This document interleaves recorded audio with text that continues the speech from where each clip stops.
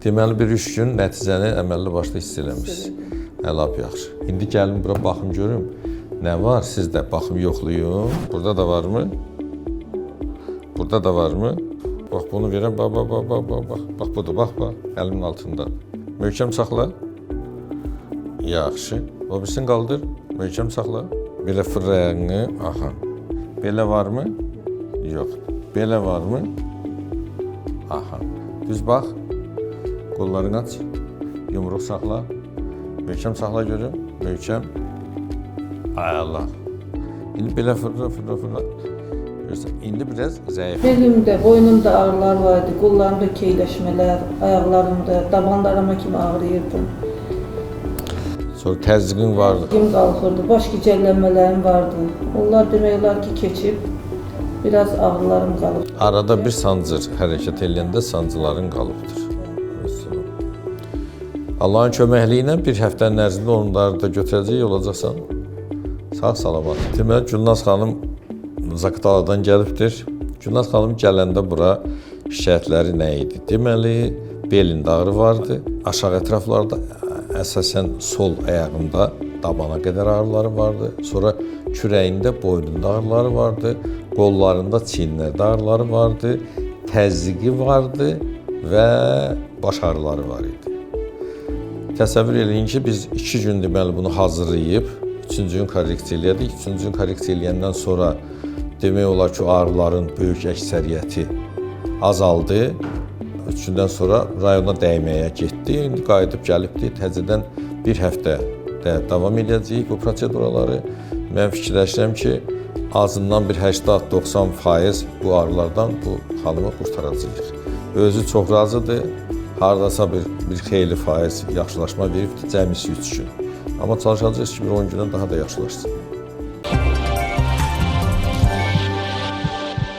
Nevrolog Kastapraf Cəlal Hümbətov studiyamızdadır. Uğur Tibb Mərkəzinin təsisçi rəhbəri və eyni zamanda həkim olaraq fəaliyyətini davam etdirir. Buyurun, həkim sən verilişini hal-hazırda izləyirsiniz. Suallarınız varsa mərkəzə müraciət edə bilərsiniz. Cəlal həkim, xoş gördük. Necəsiniz? Xoş gördük, sağ olun, yaxşıyam. Siz necəsiniz? Müşahidələrimiz nəyi göstərir? Sizin qəbulunuz sırasında bir çox insanlar var, hansılar ki, uzun müddətli xroniki ağrılarla gəlir, sümük əzələ ağrıları. Bəli. Nədən xəbər verir bu ağrılar? Altda yatan səbəblər sırasında nəyi araşdırırsınız, nəyi aşkarlayırsınız? Bilirsiniz necədir? O millətin xarakterindən görünür, asılıdır. Mən bu sözü deməliyəm. Çünki bizimkilər sağlamlığına bir o qədər də fikir vermirlər. Elə. Adətən belə olur da. Biraz deməli onurğada, fəqərədə problem yaranır. Ya əzələdə yaranır, ya fəqərədə yaranır.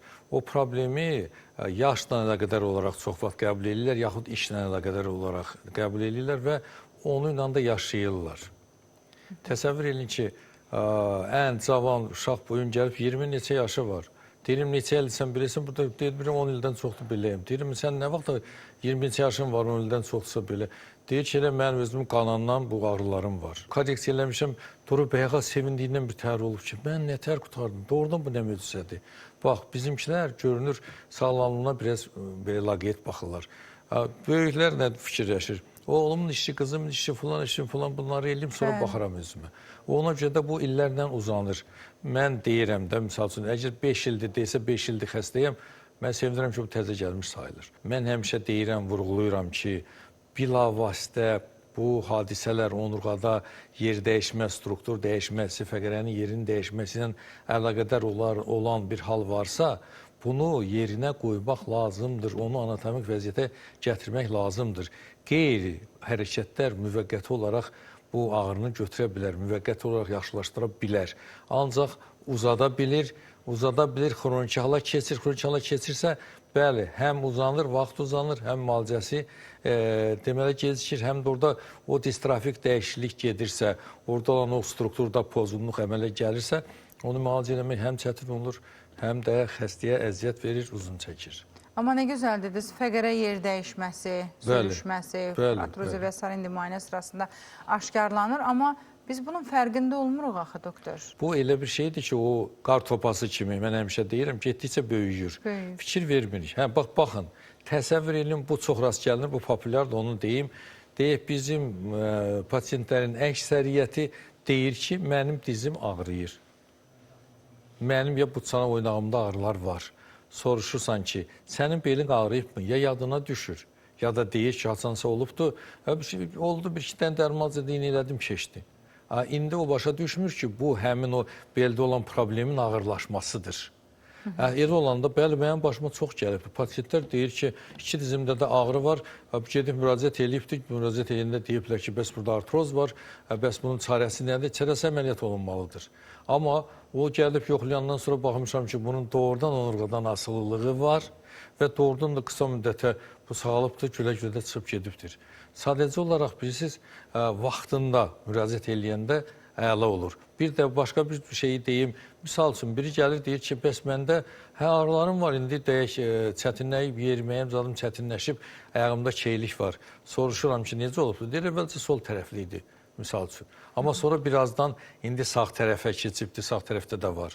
Bu gör necədir? Təsəvvür eləyin, yırtıq ola-ola bu müalicə olunmayıb. Əksinə, bir fəqərə daha da bir-birinin üstündən daha da möhkəm düşübdür. İndi o birisi tərəfdə də həmin o deməli kök sindromu yaradıbdır.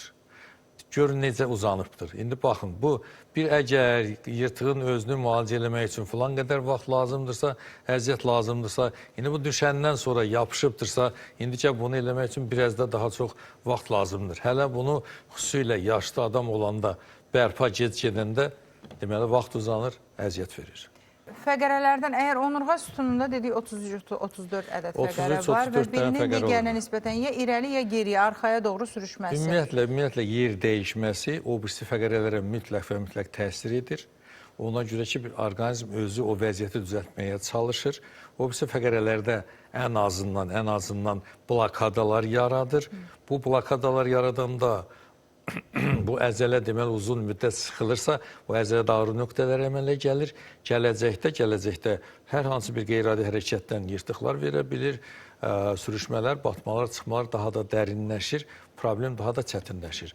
Bu xüsusilə təhlükəlidir boyun və döş nahiyəsində olan yerlərdə. Nəyə görə? Çünki orada onurğa beyni var, onurğa beyninin sıxılmasına gətirib çıxara bilər. Onurğa beynin o sərt qışanın sıxılması hələ heç. Onurğa beynin özünün sıxılmasına gətirib çıxara bilər. Əgər boyundadsa tetraplegiya verə bilər. Dörd ətrafda da deməli pozulduq, hərəkətin pozulmasını, hissiyatın pozulmasını verə bilər. Əgər döşdədirsə oradan aşağıda verə bilər. Ona görə daha böyük deməli fəsadlar törədə bilər. Təəssüf ki, fəqərə sürüşməsinin müalicəsi cərrahi əməliyyatdır deyən kolleqalar var. Bəli. Və əlbəttə ki, insan istərsəmiz ağlına gəlmir ki, bugünkü gündə Cəlal Hümbətov və digər həmkarları, ixtisas üzrə mütəxəssislər çıxıb deyə bilər ki, deyir eyni zamanda, çünki müalicəsinin effektini çox sayda insanlar görür. Biz də bunun canlı şahidiyik. Fəqərə sürüşməsi və ya hər hansısa bir orada distrofik bir problem varsa, bunu hətta rentgen müayinəsinə getmədən həm əllə müayinə olunub aşkarlanması, eyni ilə də müalicənin effektini göstərir. Baxın, bu biraz təəccüblü gəlir. Daxı mən qulağımla eşitmişəm, deyir əməliyyat da bunun çıxış yolu. Bir fəqərənin digər fəqərəyə fiksatorla möhkəmləndirməsi. İnsan qorxur da İmplant qoyurlar. Gözləyir bugün sabah 1 il, 2 il, 5 il. Gəlir nəticə itibarilə böyük bir problem. Böyük əksəriyyəti də bütün həkimləri gəzir və hamısı deyir ki, müalicə olunmalısan, qorxusundan gəlir. Baxın, bugün deməli bir nəfər qadın öz qızı ilə gəlibdir, qız müəllimədir, qadın 40 ilin tibb bacısıdır. Təsəvvür edin ki, qıza baxıram ki, burada bel fəqərələri yerində deyil. O anasını da çağırmışam ki, gəl bax bura, baxır deyir, ay doktor, doğrudan bu yerində deyil ki. O dərəcədədir ki, o da hiss eləyir. Bir var, deyək, neçə illər işləyəndə hissiyyat var, o söhbət yox. Amma ki, o belə hiss eləyir. Deyirəm, bax, indi onu korreksiya eləyirik. Korreksiya eləyib yerdən qoyandan sonra deyirəm ki, müəllimə, dur yeri, durub yeri. Ağrın varmı? Deyir, yoxdur. Anası deyir, yoxdur. Sevindiklərindən, əlimlə, üzümlə öpürlər. Deyirlər, ay doktor, bu nə möcüzədir? Doğrudan bu möcüzədir. Sən neyinirsən? Soruşam, müəllimə, neçə vaxt bilirsən? 15 ildə bu gündəyəm, deyir. 15 ildə o vəziyyətdə 15 ildə vəziyyətdədir. 5 dəqiqə çəmir, onu düzəldirsən, onlar hamısı şoka düşür. Yaxşı boynunda da varmı? Var, onu da düzəldirəm. Qolunda güc varmı? Yox. Baxıram, yoxlayıram, zəifdir, onu da düzəldirəm, qoluna güc gəlir. Deyir, ilahi, bu nə möcüzədir? Mən hara düşmüşəm? Nədir? Doktor, bu fəqərənin sürüşməsi bir çox səbəblərdən yaranır. O səbəblər sırasında əzələnin zəifliyi və s. əgər yer alırsa, birinci növbədə çox üzr istəyirəm, 15 ilin xəstəsinə bu fəqərəni yerinə qoysaq nə olacaq ki, onu orada fiksasiya eləyən təbii resurs yoxdur? Deməli belədir. Bu, adətən fəqərəndə olan yer dəyişmə, ümumiyyətlə onurğada olan ağrıların əmələ gəlmə mexanizmi var. Necə olur? Birinci növbədə, bir neçə variantı var. Birinci ən əsas variantı var və necə deyirlər, tez rast gəlinən, çox rast gəlinən odur ki, əzələdə ya soyuqlamadan, ya travmadan, ya nədənsə əzələ dartılır, gödəlir. Dartılır, gödəlirsə, bu biraz uzun müddət davam eləyirsə, orada ağrı nöqtələri əmələ gəlir. Əgər biraz da davam eləyirsə, orada deməli fasiyada disfunksiya, miofasiyalni sindrom baş verir, disfunksiya baş verir. Belə olandan sonra bu miofasiyalni disfunksiya artır, artanda oynağın blokadasına qədər gedib çatır. Oynağın blokadası əmələ gəlirsə, bayaq dediyimiz kimi biraz da uzanırsa, deməli burada gələcəkdə protruziyaların və yırtıqların əmələ gəlməsinə səbəb olur. Bu birinci variantıdır. İkinci variant deyə travmadan olur, üçüncü variant başqa xəstəliklər fonunda olur. Onlarda heç nə olmadan belə bir ağır yükə girəndə o əzələ vətər dözmür, o yerindən çıxır və yırtıq verə bilir. İndi təsəvvür eləyin ki, bu əzələdəki bu dediyimiz həmin bu zəncir, kivabı zəncir olur, onda o fəqərə yerindən çıxmış olur, bir-birinə nəzərən hərəkət eləmiş olur. Bizim metodun üstünlüyü, bizim gördüyümüz metodun üstünlüyü ondan ibarətdir ki, biz birinci növbədə əzələ ilə, fasiya ilə, oynaqla işləyirik. Ona görə təsəvvür edin, gələn bir pasiyentə birinci dəfə, olmayıb ki, çox az hallarda olub ki, birinci gün ona deyə korreksiya eləyim. Nəyə görə? Çünki həmin o dediyim, o zənciri, həmin o əzələni, o fasiyanın disfunksiyasını götürmək, oynağın blokadasını götürmək lazımdır ki, ondan sonra o fəqərəni yerinə qoyasan. Fəqərəni yerinə qoyandan sonra, bəli, mən pasiyentlərə də izah edirəm, deyirəm, bax, bu sümükdür, bunu əzələ dartır. Mən onu dartacam, bu tərəfə o dartacaq, o birisi tərəfə.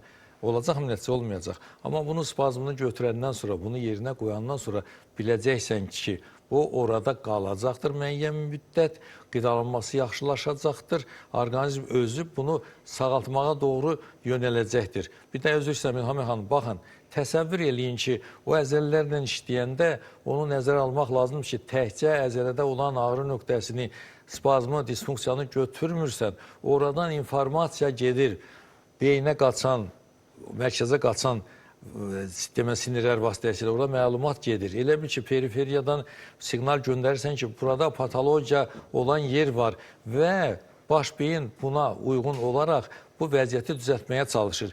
Bir neçə dəfə eləyəndə bunu necə praktikada görmək olur. Əvvəlcə ağrını götürmək üçün, ağrı nöqtəsini götürmək üçün birinci gələn pasiyentdə orada bir xeyli əziyyət çəkmək, vaxt sərf eləmək lazımdır. Amma bir neçə gün keçəndən sonra əlini vuranda belə ağrı var, tez keçdi, ağrı var, tez keçdi. Bilirsən ki, baş beyinə siqnal gedir, baş beyin burada tədbir görməyə çalışır. Pasiyentləriniz daha çox kişilərdir, yoxsa qadınlar? Qadınlar daha çox olur. Müqayisə etmiş olsaq, qadınlar daha çox olur. Bəli, bunu kişilər də var. Yəni, bu uzun müddətli problemdən əziyyət çəkənlər də o sırada yaş deyə bilərik. Əksəriyyəti uzun müddətli problemin əziyyət çəkəndə kronik ağrılarla gəlir. Kronik ağrılarla İndi sizin bəhs elədiyiniz o ağrılar, o xüsusi nöqtə, 18 sayda, neçə sayda o ağrı nöqtələri var? Yox, ağrı nöqtələri çoxdur. 18 sayda hər zaman deyilir, hər toxunduğun yer ağrıyır. Yox, iqla terapiya üçün mən deyimdə 1000 dənə təqribən nöqtə var. 1000 dənə nöqtə var, o nöqtələrdən malzəm təsir eləmək olar. Onurğada?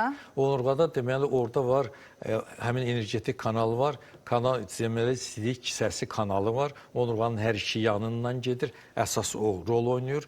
Orada onurğadakı deməli həmin o enerjinin ötürülməsində, onurğanın hərəkətində böyük rolu var. Orada o pozulanda bəzən çox suallar verirlər ki, o iynə batırmaqla bunu müalicə etmək olarmı? İynə batırmaqla bax o kanalı işlətmək olar. Yəni o kanal belə çox cobud deyək də. Elə bil ki, bir arxdan su gəlir, nəsə tutulubdur, onu düzəltmək olar ki, oradan enerji gəlsin. Mərkəz sinir sistemindən impulsların ötürülməsi deyirsiniz də. O başqa, biraz başqa variantdır. İqla terapiya da tamam başqa variantdır. Yox, ötürəcək yeri yoxdursa? O aydındır. O nevrologiyada belədir. Bəli, siqnal ötürülməlidir, baş beyindən, onurğa beynindən getməlidir və s. Amma o energetik kanallar, o iynə batırmada biraz tamamilə başqadır. Onlar başqa. Düz onlara uyğun gəlir. Amma ki, fərqləri çoxdur. Enerji bilirsiniz nətər? Bax belə, bizdə 12 cüt kanal var. Sonra ön və arxa kanallar var, mərkəzi. Bizdə deməli, mənfi, plus və minus bizdə cərəyan var. Biz bir elektromotor kimi işləyirik doğrudan da. Ona görə bir siklik hərəkət var. Bir siklik hərəkət, mən bəzən məsləhət deyəndə idman eləyəndə deyirəm ki, heç olmasa yarım saat idman eləməlisən. Nəyə görə? Bütün bu kanallar üzrə bir siklik hərəkət 28 dəqiqə 31 saniyədir. Ona görə bir yarım saat eləməlisən ki, bu bütün kanallar üzrə bu enerji hərəkət eləsin. Az hərəkət etsən, tam... Az hərəkət eləsən, ondan ləzzət almırsan, yaxşılaşmırsan. Məndə aparat vardı, mən onu kompüterə qoşub baxırdım ki, nə qədər biotoklar var. İnandırım sizi, deyək, xərçəng önü xəstəlikləri o dəqiqə müəyyən eləmək olurdu. O biotokların hamısının voltajı aşağı düşmüş olurdu. Təsəvvür edirsiniz, ona baxanda deyirdin ki, diaqnoz edirdin, o FOL metodu var, bu birdən akatani testironi vardı, o başqa biraz metoddur. Amma orada bunu belə görə bilirdin, çox dəqiq məlumat verirdi. Yenə də yanaşı əlavə müayinələr tələb edir sizdə hər halda. Əlavə müayinələr tələb edir. Amma bəhs elədiyiniz o ağrılar və s. fibromiyalgiya ağrılarına da daha çox oxşayır. Bəzən qarışdırılır. Bəli. Onu necə ayırd edirsiniz, doktor? Bilirsiniz, o deməli birinci növbədə diferensial diaqnostik eləməlisən. Bu ağrıları da təsnifatını eləməlisən. Deməli, daxili orqanların səbəb olacağı ağrıları var, müxtəlif xəstəliklərin səbəb olacağı ağrılar var. Deməli, qan sisteminin səbəb olacağı, atomin xəstəliklərin səbəb olacağı, sonra deməli, peşə xəstəliklərin və s. Bunların hamısından gərək diferensiasiya edirsən və bilirsən ki, hansı mənalıdır, hansı məqsədlidir. Ona görə məqsədə uyğun hərəkət eləyəndə doğrudan da nəticə çox gözəl olur. Cərrahi xəstələrdə, əməliyyat olunan xəstələrdə ağrıların getməməsinin səbəbi bilavasitə bundadır. Vaxtında bunu aradan qaldırmaqda məqsəd nədir? Cəlal doktor deyir ki, əgər bu sürüşmə varsa, əlbəttə deyilir, təəssüf ki, cərrahi əməliyyatdır, çıxış yolu. Amma bu zamanla bizi xroniki vəziyyətdə, biz elə belə ağrı kəsici, lazımsız yersiz fizioterapiya, reabilitasiya adı ilə hər hansısa bir isinmə metodlarından yararlananda getdikcə bu fəqərədə kanal darlığı, əlbəttə, yırtıq əmələ gəlir. Hətta cərrahın yanına belə biz artıq yırtıq mərhələsində getmiş oluruq. Ona görə orada sürüşməni fiksasiya eləyirlər. Əslində təəssüf sözü ona görə cümlənin önündə gəlir. Bilirsiniz necə? Deməli, əgər bu problem uzun müddət davam edirsə, orada distrofik dəyişiklikdir. Distrofik nədir? O trofikasının pozulmasıdır və orada olan deməli, qidalanmanın pozulması və orada olan o fəqərənin özünün dəyişməsidir. Əgər, bəli, o şeydə, MRT-də yazır, misal üçün, fəqərənin hündürlüyü azalıbdır. Bu siqnaldır ki, bizə ki, burada demək, distrofik dəyişikliklər gedir.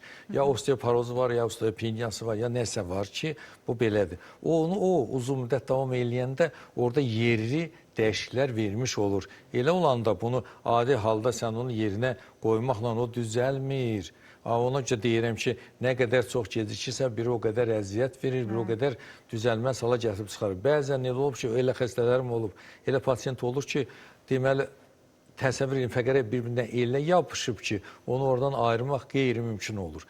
Elə olan tərzdə gərək cərrahlar müdaxilə eləsin. Amma deyək, cərrahi müdaxiləyə göstərişlər var, deyək, belə bir şey deyim. Yox, əlbəttə ki. Onu cərrahlar eləməlidir. Deyək, sekvestr olunan yırtıqlar var, sonra at quyruğu sindromu var, sonra deməli, birdən-birə aşağı tərəflərdə hissiyatın pozulması söhbəti var. Bu hallarda mütləq cərrahlara müraciət eləmək lazımdır. Amma istənilən halda, deməli, bir şey də deyim ki, Səmih xanım, bizim metod, bu NIRPIS metodu, deməli, cərrahiyyəyə qədər, indiyə qədər olan bütün metodlardan ən radikalı sayılır. Nəyə görə? Mən özüm də deyirəm, əgər bunu biz düzəldə bilməsək, sən mütləq əməliyyat olunmalısan. Doktor, yaşla bərabər bu fəqərələrdə əgər yaşla fəqərələr, deməli, belədir. Yaşla əlaqədar olaraq diskopatiyalar olur. Diskopatiya nədir?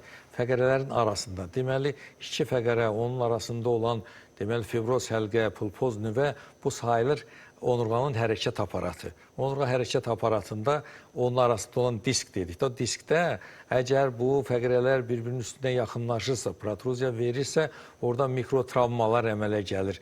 Mikrotravmalar əmələ gəlirsə, deməli, protruziyalar da əmələ gələ bilər. Oradan o həmin diskdən asılı olaraq bu patologiyalar baş verə bilər. Orada asan metod bizim ən köməyimizə gələn nədir? Və bilirsiniz, dərman içməklə, fizioterapiya eləməklə, idman eləməklə də vallahi billahi mümkün deyil.